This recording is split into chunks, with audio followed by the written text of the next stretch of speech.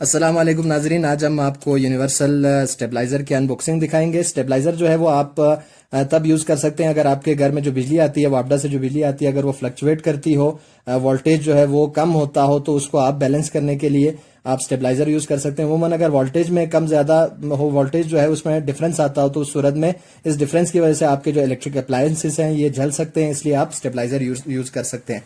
आज जो हम आपको स्टेबलाइजर दिखाएंगे ये हमारे पास यूनिवर्सल का स्टेबलाइजर है। इसका ये इन्होंने स्पेशली डिजाइन किया हुआ है। ये यूनिवर्सल स्टेबलाइजर जो है वो स्पेशली इन्होंने डिजाइन किया हुआ है। ये बहुत ही लो वोल्टेजेस पे वर्क कर सकता है, यानी कि अगर 100 वोल्ट तक भी अगर वोल्टेज आता हो, इतना कम वोल्टेज भी अगर आता हो वापडा से, तो वो आपको 220 वोल्ट तक करके दे सकता है। इसी तरह इसकी अगर मार्केट में अगर प्राइस देखें तो 5000 तक में ये मिल जाता है मार्केट में आपको। अच्छा, इसी तरह आपको हम बताते हैं कि इसकी 1 ईयर वारंटी भी है और आउटपुट वोल्टेज जो ये देता है 220 वोल्ट तक देता है। उसमें से 8% जो है कम या ज्यादा हो सकता है। जो इसकी फ्रीक्वेंसी होती है, अल्टरनेटिंग करंट जो आपको देता है, उसकी फ्रीक्वेंसी 50 to 60 हर्ट्ज तक हो सकती है। अच्छा, इसमें मैंने आपको बता दिया था कि ये 100 वोल्ट का इनपुट अगर आप इसको दें तो ये क्या कर सकता है, फंक्शन कर सकता है।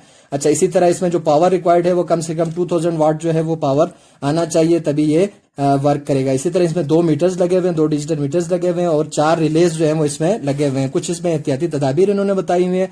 इसमें से पहली बात यह है कि आपने जब इसको रखना है तो अपवर्ड करके रखना है, यानी कि इसका सिरा ऊपर की तरफ होना चाहिए। दूसरी बात यह है कि ये ब्रेक हो सकता है, इसलिए आपने कोई ऐसी चीज इसमें नहीं रखनी या इसको इस तरह से नहीं गिराना कि ये टूट जाए, इसमें वो नुकसान हो सकता है आपके स्टेबलाइजर को। इसी तरह जहां पे बिजली गिर सकती हो, आसमानी बिजली के चांसेस हो, वहां पे आपने इसको नहीं रखना। इसके ऊपर ज्यादा वेट नहीं रखना जिससे इसको नुकसान हो सकता है। इस पर कोई लिक्विड नहीं गिरना चाहिए।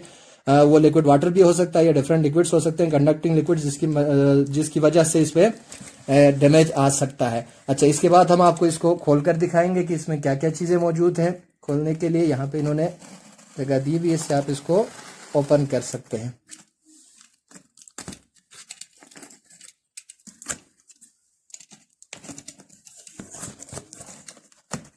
अच्छा दोस्तों, ये हमने यहाँ पे इसको ओपन कर लिया है। जब हम इसको ओपन करते हैं तो सबसे पहले तो इन्होंने यहाँ पे इसका ब्रोशर दिया हुआ है।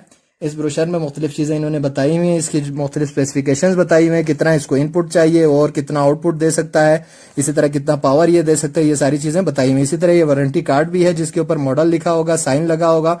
साइन उसका जिस शॉपकीपर से आपने खरीदा है उसका साइन होगा, डेट लिखा हुआ होगा, उसकी प्राइस लिखी हुई होगी और यहाँ पर आपने स्टम्प जो है वो लाजमी तौर पर लगवाना है। इसके बाद इन्होंने यहाँ पे एक शॉपर दिया हुआ है जो स्पेसिफिकली यूनिवर्सल वालों ने यहाँ पे रखा है। जो भी इसको खरीदेगा तो उसको शॉपर साथ दिया जाएगा। इसके बाद आप इसको ओपन करेंगे तो ये आपके पास यूनिवर्सल का स्टेबलाइजर है। इसको हम निकाल लेते हैं यहाँ से। तो ये हमारे पास यूनिवर्सल का स्टेबलाइजर है। इसकी ओपनिंग जो है वो हमारे पास इन्होंने इसको सील किया हुआ है मुकम्मल तौर पर। फ्रंट साइड से इसकी ओपनिंग हो सकती है।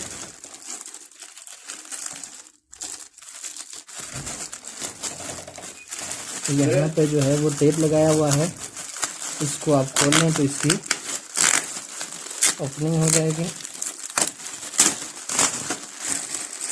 अच्छा, इसके साथ जो चीज़ें आपको मिलेंगी उसमें एक तो इसका केबल है जो आप इनपुट वोल्टेज के लिए यूज़ करेंगे।